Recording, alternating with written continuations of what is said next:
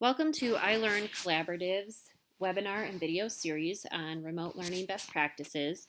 Today's video is going to focus on direct instruction. So one thing we recognize is that everybody is going to have a different remote learning environment as well as varied technology integration experience. So we have broken content for this video into no tech, low tech, medium, and high tech best practices or options for you. We also will be sharing our webinar resources. In the description of this video, you will find a link to all of the resources that we are using in our webinar video series. So let's start with no tech direct instruction. What does that look like? For those learners who do not have access to technology, they will be learning from resource packets. The difference between resource packets and other options that involve technology is really the communication piece. So even though you're sending home a remote packet or a resource packet into that learner in that type of remote learning environment, you still need to make sure that you provide the learning objectives for whatever resources that are going to provide direct instruction. You should also include some instruction. So this might be anything from what are your students going to be looking for as they are reading through a particular resource. You also, if you're going to have any assessment, that those guidelines are really understood. So the students understand this is providing the direct instruction, and then this, of course, is the assessment that ties to it. So this is the connection I'm going to be making between the two of those. And since they don't have you explaining that and providing that in the classroom, it's really going to depend on how explicit you can be in the instructions that you're including with those packets that you're sending home to your families. Some of those packets may include your basics, thinking about your articles, but also tapping into primary and secondary resources, especially now with COVID-19. There are amazing companies and resources out there that are completely free to educators to use for remote learning. So if you are able to access some of those free resources and make copies and putting those into your packets, that's ideal. And these can include anything from newspaper clippings. You could use diary entries, photographs, images, interview transcripts, really thinking outside the box with that direct instruction. It doesn't just have to be a PowerPoint presentation that you would deliver to your students in the classroom. You could use comic strips as well as something that's different. But if the PowerPoint is the best way to relay information, by all means, download those PowerPoints, make a PDF or a Word out of it, and include those in your packets. But again, be very explicit with those objectives and the purpose for that instruction that you're providing. Another thing is thinking whiteboard, so instructional steps. So anything where you would be demonstrating something, you're going to want to replicate that on paper for your students so they have that those step-by-step instructions for whatever it is that content is, whether you're solving a math problem, whether going through a science lab that students can do from home using whatever is in their house. Be very clear with those instructional steps. And again, including those objectives, including your why that students are doing this. All right, so low-tech direct instruction. When you think of low-tech direct instruction, you could think of using your emails, your smartphones that your families have access to. So these things can be sent through email. You can obviously still include, or you should still include, your learning objectives, your instructions. In this case, maybe if you're going to be using some pre-recorded podcasts, what are your students listening for? What are they looking for in the content that they're reading? You really want to think of your differentiated learners, okay? So if you have a resource that you can provide to them, whether through reading it, listening to it, or watching it, the best way you can serve your students is providing all three options and making it clear that they have those options for accessing that direct instruction. And again, if you have a paired assessment, make sure those guidelines are included as well. In this case, with low tech, if you are not tech savvy, you don't want to record your own instructional videos, find pre-recorded videos. TED Ed is just one option, but there are tons and tons, especially now, of free resources. It takes a little bit of searching, but you will find some free videos that can work for your students for any unit of study in any grade level, from elementary through secondary. Also, be sure to have closed caption options with the videos that you're sharing with your students and your parents. Pre-recorded podcasts, we already talked about that. Again, there are lots and lots of different ones out there. We do provide some resources, again, in that document that is linked in the description of the video, that you'll be able to access all of the ones that we have found in our own research. In terms of online textbooks, there are many resources that even include lessons, units of study, activities, textbooks, and so forth. And we have compiled a list. It is located in the ILC's Remote Learning Resource Guide, which is going to be the first tab on the resource document shared in the link in this video. And that first tab, when you click on that, you will see tabs at the bottom. That one of those tabs is the Curriculum Resources tab. And that tab has under Creative Commons Open Educational Resources that you can access and use right now in your remote learning environment. So great, great resource. You'll want to check that out. All right, so now we're getting into medium and high-tech direct instruction. And of course, there are so many options at this level, and most likely your students, your parents have access to Chromebooks, to PCs, laptops, and they're able to receive direct instruction through those technology devices.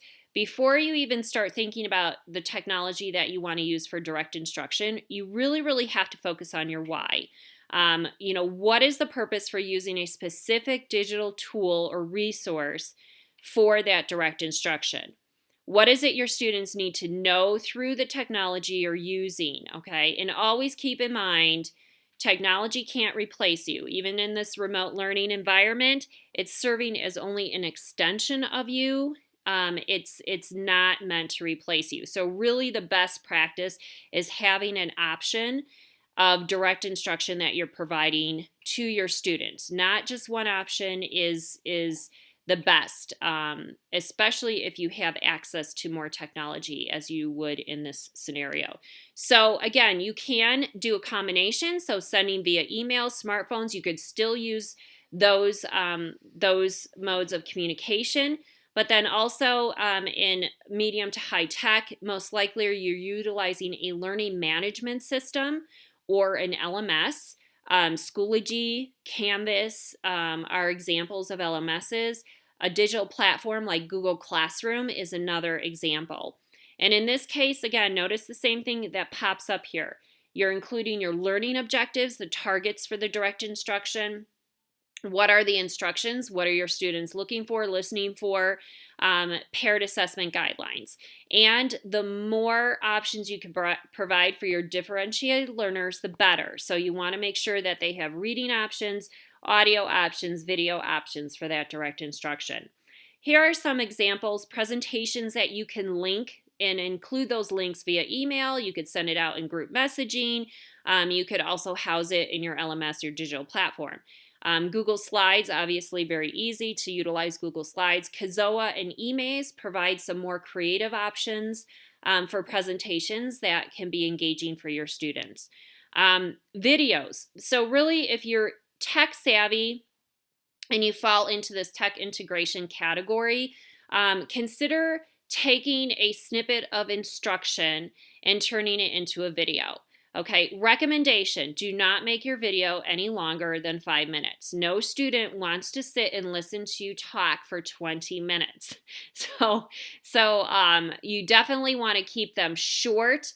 And if you're combining different ways to provide some direct instruction to your students, that's the best thing, is keeping it short, keeping it brief, okay? Powtoon is a free tool that teachers can utilize. They have pre-made templates, and it's all animation. So you could do whiteboard instruction where it's animated. You could do people talking. There's classroom settings, education templates that you could use that are pre-made. And all you're doing is plugging in your instruction into that video. All right, but students love quick, fun videos to get some of that instruction. It's going to keep engagement high. Edpuzzle, fantastic free tool. Teachers love Edpuzzle because you could do interactive videos with Edpuzzle. So you can choose a YouTube video and load the YouTube video, and then you could plug questions into the YouTube video. It also is going to serve for assessment as well as getting some data retrieval, some information on your students. What are they understanding with the content that you're providing direct instruction? What are they confused on? What do they need more help, more instructional support on? So Edpuzzle is a fantastic tool for that. And then Screencastify is really, really easy to use as well. Free for teachers, again, to make your own direct instruction videos. So especially if you're a math teacher, you might want to have your whiteboard in your background and doing solving some problems, walking through for your students how to solve a particular problem, and make your own video of that instruction to send out. Podcasts are another option, and again, keeping them brief for your students. You could do it using tools like Podbean or Anchor. Both of those are free tools that you could create podcasts. Really, really simple tools to use. Everything that we are suggesting are very user-friendly and fall into that medium tech range, even if you're not super tech savvy. Synchronous sessions. So let's talk briefly about synchronous sessions.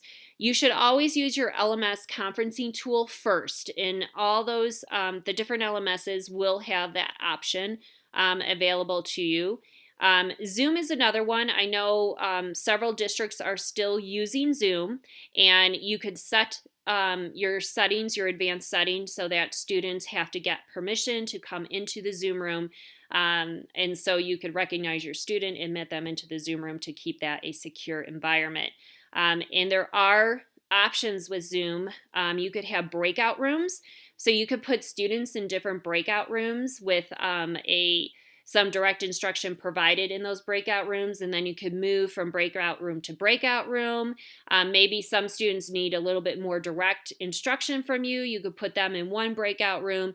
You could have a student leading another breakout room with a discussion based on what you're learning, and really get creative with how you're using those breakout rooms. You could also have different instructions set up in each breakout room, and then students travel from breakout room to breakout room to retrieve some of that information. So you could do like a scavenger hunt or use it as a game, and get creative with those breakout rooms as well. Best thing is to get in there and play around and practice if you're interested. You could also utilize whiteboard tools. Get your students engaged in your direct instruction. So just don't stand in front of them in that conferencing room and talk. You want to make sure that there's a lot of interaction and engagement happening in your session. Google Meet. You can also use Google Meet and use some whiteboards like Twidla and Trello. So if you need to do, I know Scribbler is another one, especially if you want to demonstrate some math problems with your students. You could have all of your students logged into your Google Meet where you're meeting together collaboratively, but then you open up a collaborative whiteboard like Twidla and Trello, and you could use that for questions or demonstrations or having a brainstorm session based on your direct instruction. And then finally, for web pages and blogs, this is obviously if you're getting more into the high tech, you could utilize a website like Wix. Build a website for your classes where your parents can get access to videos, direct instruction, videos that you've recorded, podcasts, and so forth. And then, of course, EduBlog also serves in the same capacity. Another thing with synchronous sessions, you could do some science labs. So again, going back to that thinking demonstration, it's a great way. I know several teachers have done live science labs with their students where they've done science labs based on things that the students would already have at home, and had some really positive results with that particular direct instruction. And I know some elementary student or teachers have used it for story reading and doing some questions and answers with their groups. Their parents were involved in that, and they were all online as the teacher was reading a story and discussing the theme of the story. So just some different creative ways to think about that engagement. Finally, we want to talk really quickly about assistive technology. For any of your students out there that needs text-to-speech, a text-to-speech application, Read and Write for Google is excellent, as is Chromevox. So if they can install those on their computers, that way anything that you're giving to them, some articles, newspaper articles, interview transcripts and so forth, those will be read aloud. And then finally, virtual field trips. We cannot forget virtual field trips. We have so many different resources for this that are included on that document.